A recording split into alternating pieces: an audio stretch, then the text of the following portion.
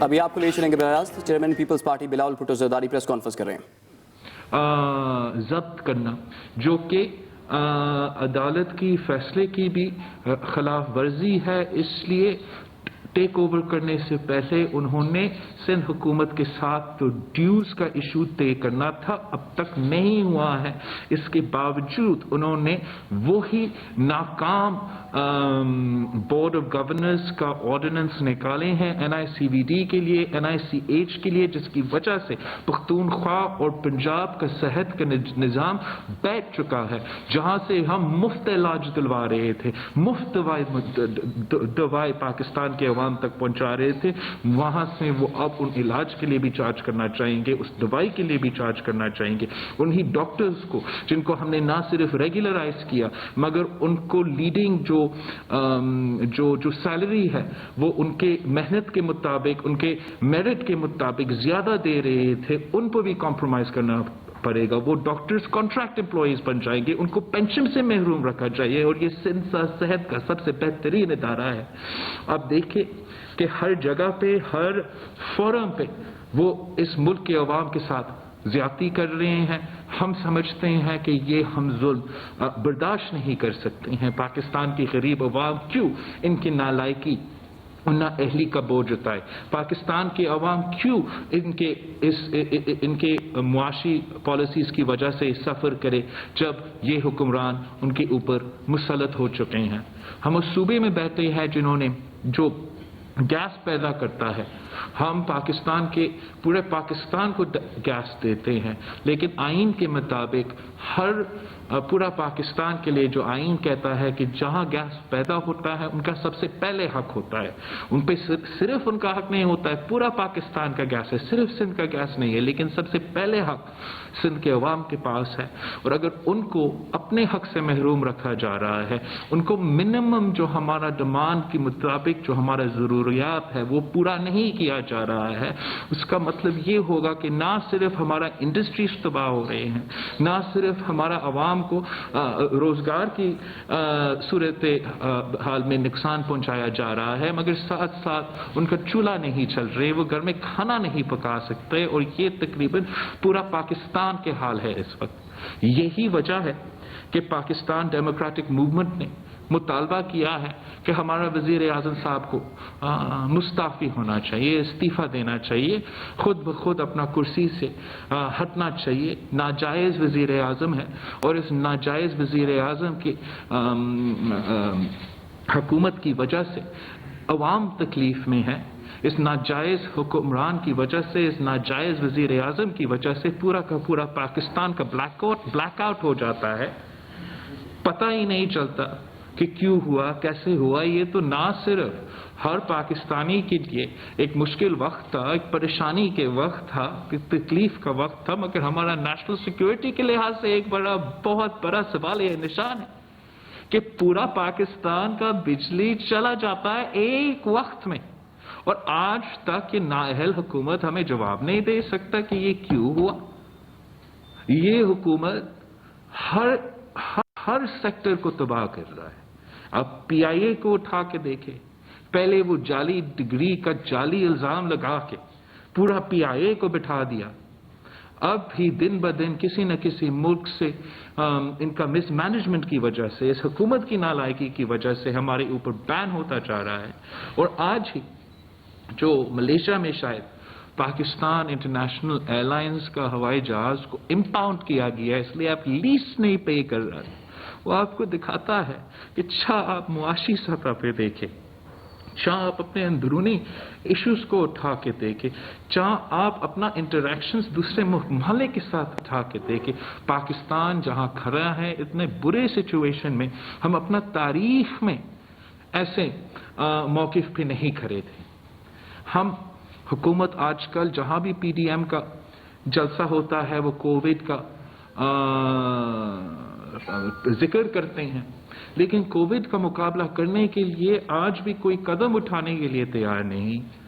جو بھی پاکستان کے عوام کی قربانی کی وجہ سے، خاص طور پہ اس صوبے سے سب سے پہلے مگر پھر پورا ملک کے پاکستان کے عوام نے، جب انہوں نے پوری دنیا میں سب سے جلدی اور اتنا کم افیکٹیز کے ساتھ وہ پورا لاک ڈاؤن کر دیا ہے، جس کی وجہ سے پاکستان کو الحمدللہ ہمارے عوام کی قربانی کی وجہ سے اتنا نقصان نہیں ہوا، ہم وہ پورا گراؤنڈ جو ہے لوز کر رہے ہیں.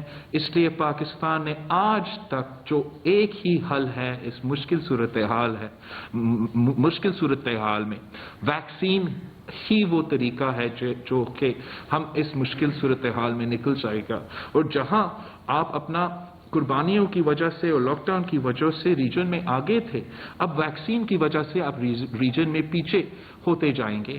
اس لیے پاکستان نے اپنا امپورٹ کی تو بندوبست کی ہی نہیں، مگر چاہے وہ بھارت ہو، چاہے وہ بنگلہ دیش ہو، چاہے وہ ویسٹرن ممالک کے کنٹریز ہو، وہ اپنا ویکسینیشنز کا منصوبے پر تیزی سے آگے بڑھتے جا رہے ہیں.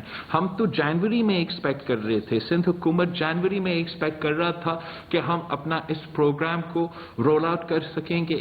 ہمیں کہا گیا تھا کہ جنوری تک آپ اپنا تیاری کریں تاکہ اس ویکسینیشن کا جو ہم منصوبہ جو طریقہ کار ہے وہ ہم شروع کر سکتے ہیں. اس پہ ہم نے اپنا تیاری، اپنا فرنٹ لائن ورکرز ہے، سب سے ونربل اور سب سے امپورٹنٹ جنہوں نے ہمیں کور کرنا ہے، وہ سب تیار کر لیا، سب دفتریں جو بھی میکنزم ہونا تھا، لیکن اب تک ویکسین پہنچا ہی نہیں ہے. اور ابھی ہمیں جو اندازہ ہو رہا ہے وہ یہ ہے کہ ہمیں بہت ہی انتظار کرنا پڑے گا. اور یہ دو وجہ سے نقصان دہ ہیں. یہ اس لیے بھی نقصان دہ ہے کہ جتنا جلدی آپ یہ کام کریں اتنا ہی جلدی آپ اپنے عوام سے ان مشکلات سے نکال سکتے ہو.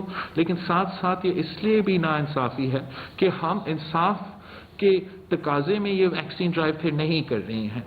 حکومت صرف اور صرف جس طریقے سے کر رہے ہیں وہ پرائیویٹ سیکٹر کو پریفرنس دیں گے. پرائیویٹ سیکٹر کو پورا آزادی ہوگا. پرائیویٹ سیکٹر سب سے پہلے یہ ویکسین کا بندوبست کرے گا. جس کے پاس پیسہ ہے وہ ویکسین لگائے گا.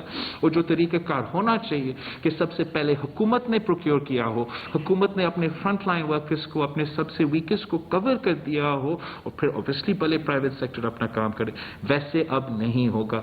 تو جہاں ہم دیکھیں، چاہے وہ ہمارا معاشی صورتحال ہو، چاہے وہ ہمارا صحت کا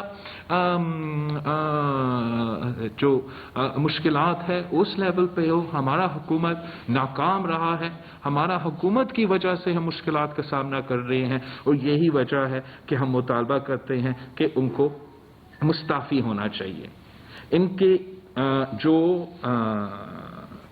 ان کے کنٹروورسیز ہیں، جو ان کے کیسز ہے، وہ بھی سب آپ کے سامنے ہیں.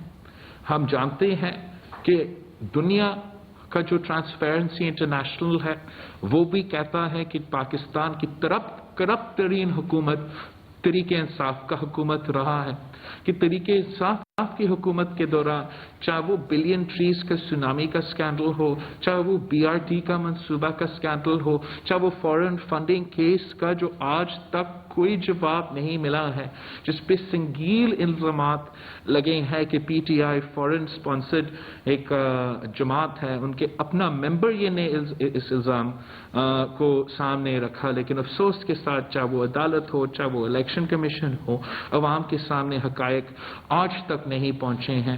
اور یہی وجہ ہے کہ پاکستان ڈیموکریٹک موومنٹ 19 جنوری کو انشاءاللہ تعالی الیکشن کمیشن کے سامنے احتجاج بھی کرے گا اور مطالبہ کرے گا کہ اس کیس کو کنکلوژن کی طرف لے کر جائے. اور جو یہ سارے ایشوز ہیں، یہ سارے الزامات جو ہیں وہ پاکستان کے عوام کے سامنے لایا جائے. ہمیں بتایا جائے کہ یہ کون سے ممالک سے کون سے لوگ تھے جنہوں نے اتنا زیادہ پیسہ PTI کو دیا ہے. اگر کوئی بھارت کا شہری یا کوئی اسرائیل کی شہری کوئی پاکستان کی جماعت کو فنڈنگ کر رہا ہو تو کوئی وجہ ہوگا کہ انہوں نے یہ فنڈنگ کی. ہم سب کا، پاکستان کا عوام کا مطالبہ ہوگا کہ یہ کون لوگ تھے، انہوں نے PTI کو کیوں پیسے دیے، اور کیا جب سے PTI حکومت میں آئے ہیں انہوں نے ان لوگوں کو کوئی فائدہ پہنچایا ہے یا نہیں. میں سمجھتا ہوں کہ یہ ہمارا جو بھی حکومت میں ہوتا، اگر اتنا سنگین الزام اتنا سینئر بندہ کی طرف سے ثبوت کے ساتھ آ رہا ہوتا تو اکراس دا بورڈ اکاؤنٹیبلٹی کے جو مطالبات ہے اس کے مطابق یہ حقیقت پاکستان کے عوام کے سامنے اب تک رکھا جانا چاہیے تھا. تو ایک بار پھر انشاءاللہ تعالی ہم 19 جنوری کو الیکشن کمیشن کے سامنے یہ مطالبات سامنے رکھیں گے اور امید ہے کہ ماضی کی طرح ہمیں مایوس نہیں کیا جائے گا.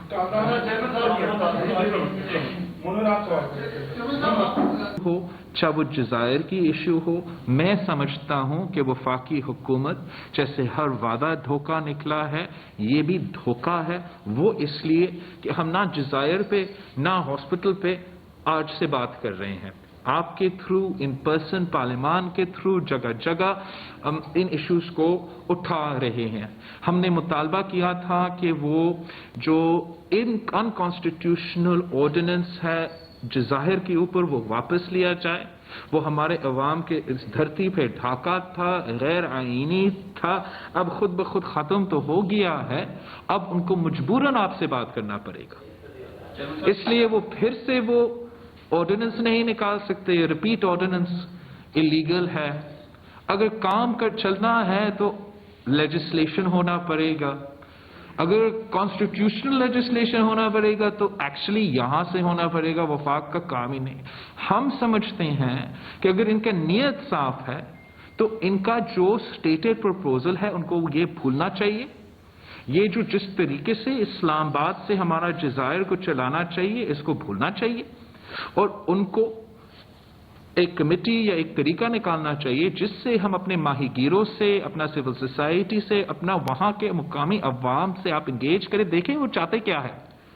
اگر وہ انکار کرتے ہیں تو ہم کسی کو اجازت نہیں دیں گے کہ وہ ایک اینٹ بھی ان جزائر پہ لگائیں. جہاں تک ہاسپٹلز کی بات ہے، انہوں نے کورٹ پہ بھی غلط فیکٹس سامنے لے کر آئے ہیں. انہوں نے اپنے کیبنٹ کے تھرو کہہ چکے ہیں کہ ہم نہیں چاہتے ہیں یہ ہاسپٹلز، پھر بھی یہ نوٹیفیکیشن نکل جاتا ہے. کورٹ کے مطابق آپ نے جو پیسہ دینا ہے، اگر آپ نے یہ قدم اٹھانا ہے، وہ بات بھی شروع ہی نہیں ہوا. میں سمجھتا ہوں کہ یہ بات کرنے جانتے ہیں، کام کرنے نہیں چاہتے.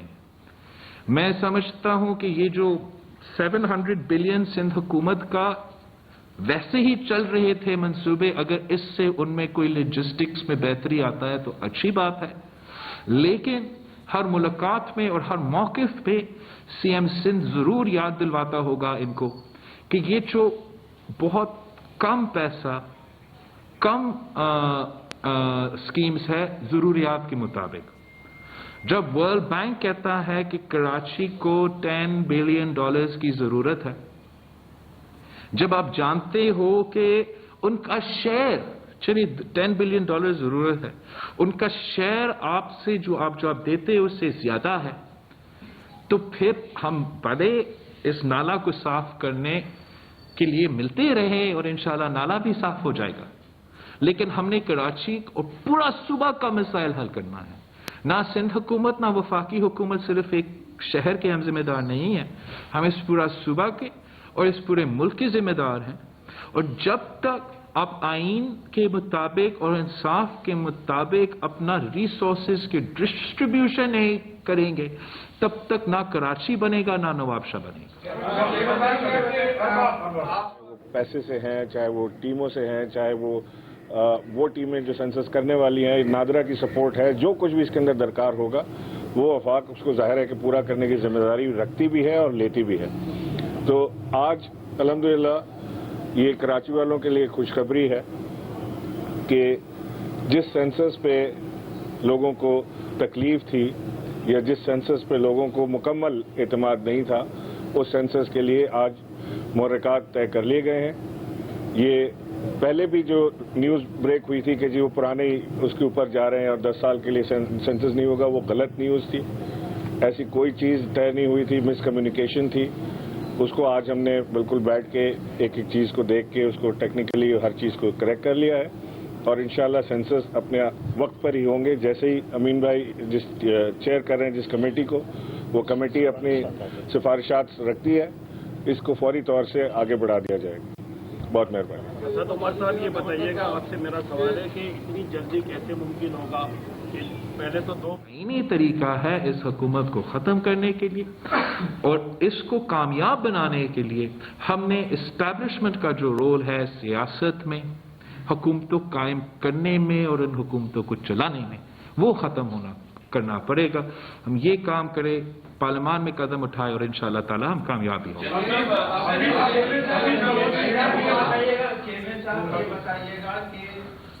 جب سے وزیر اعظم صاحب آئے ہر اپنی اسپیچ میں ہر تقریر میں یہی کہتے ہیں کہ میں NRO نہیں دوں گا.